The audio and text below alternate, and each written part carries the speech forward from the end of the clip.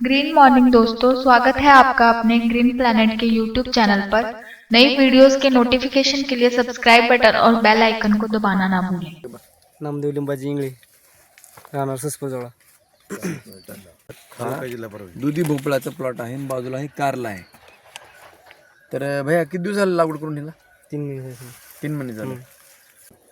3 महिन्यामध्ये आपले हे ग्रीन पॅन्ट कंपनीचं काय काय वापरलं ह्याला? सगळं भूमी पावर हां प्रो ते सगळंच थोडं साहेब ग्रो नायट्रो भूमी पॉवर एसटी हां त्यानंतर एफसी पावडर बर फंगोइड दिलेले डॉक्टरच्या हातात अच्छा. फ्रुटर पण दिलेले. बरं तुम्ही दुधी भोपळ्याला आणि कारल्याला वापरले हे. अजून कोणत्या पिकाला वापरले ग्रीन पॅन्टचे प्रोडक्ट? केळीला उसाला सगळंच वापरतो. सगळे वापरले. कधीपासून वापरताय? 7 वर्ष झाले.